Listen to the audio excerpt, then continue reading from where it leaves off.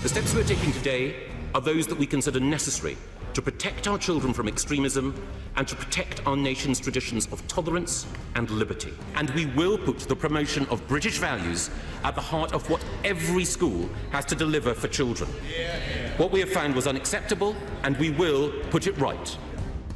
That was Michael Gove, British Secretary of State for Education. He's calling for British values to be promoted in schools across the country. A little late for that, old chap. It's in light of an uncovered Islamist plot to take over the curriculum in public schools.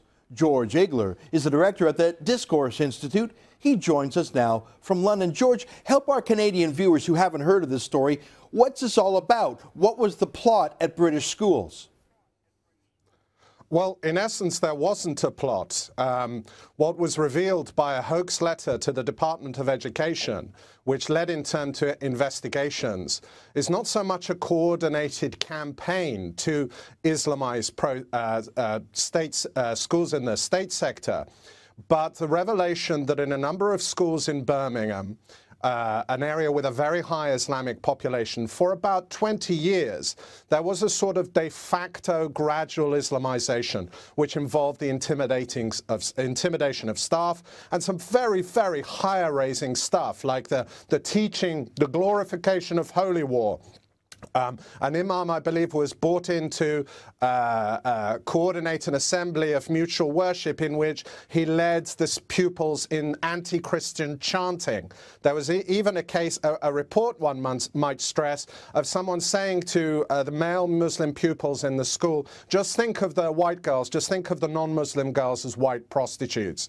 And this has led to an enormous explosion within the cabinet, a disagreement between two camps of contending for the Conservative Party leadership, and a very, very robust response from the Education Secretary, Michael Gove, possibly one of the most robust responses against Islamism that we've ever seen in the West. Okay, well, let me ask you about that, because it's one thing to give a statement in Parliament when shocking news comes like what you've reported. But this is, as you say, it's not a plot. It's a 20-year creeping Sharia law, the Islamization of schools. We've seen it in our own country here in Canada, at Valley Park Middle School in Toronto, where every Friday the cafeteria is turned into a mosque. And the first rank the boys, the second rank the girls, and the girls on their period are in the back. We see it in Toronto. It's not a plot. It's just the way it goes when you have 40–50% Muslim kids and no British or Canadian values. So let me ask you this. We see a tough talking speech in Parliament.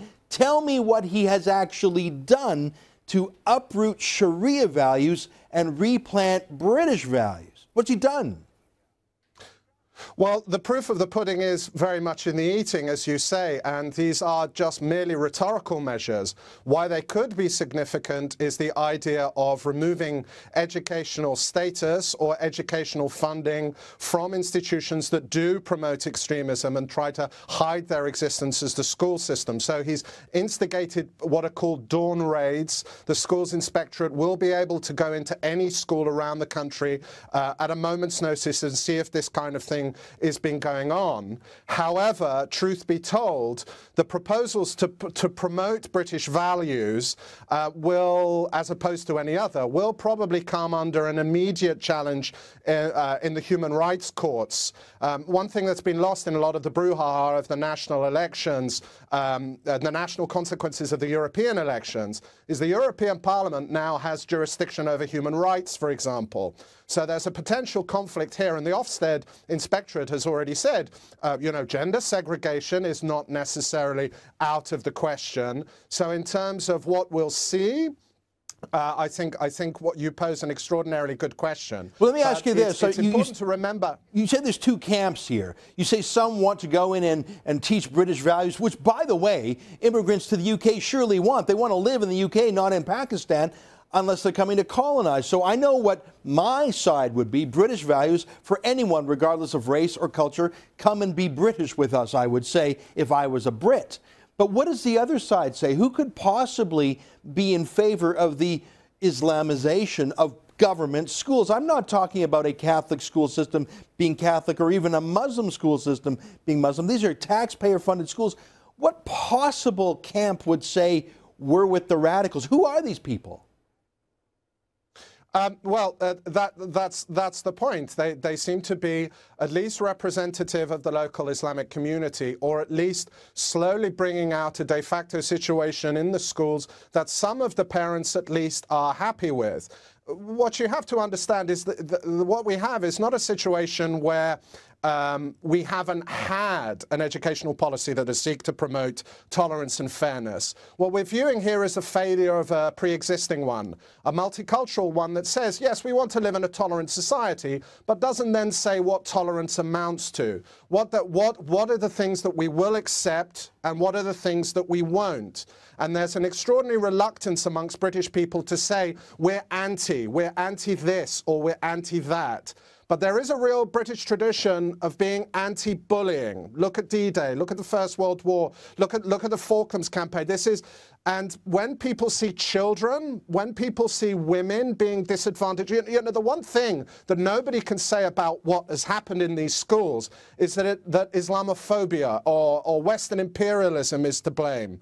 And that's why an appetite for dealing with such issues politically, I think, is only going to grow. Last question, and it goes to the recent success of the UK Independence Party, which has some Muslim members, but they say British values and let us decide immigration. Has the success of UKIP in the European parliamentary elections given some steel to the backbone of the British Conservatives to realize if they don't deal with this, maybe Nigel Farage and the UKIP will? Now, undoubtedly, you've put your finger on the pulse there. This is essentially a right-wing populist measure by Gove. And I think Benedict Brogan in The Telegraph last week, he spoke about this being a government in crisis, a government in panic, a government where issues that suddenly seem to be upon it and it's not really sure about how to deal with it. And there's a real sort of feeling in the Conservative Party that they're being outflanked by a party taking a harder line on social issues. And as they have the instruments of government in their hands, and there's an electoral desire to tackle issues like British identity, then certainly, yes, this is why the government seems to be going in that direction and not restrained by the Liberal Democrats, who are practically, their coalition partners, who are practically wiped out in the European vote. George Igler, thank you so much for bringing clarity to this issue, an issue that all Canadians should think about too. George Igler's with the Discourse Institute.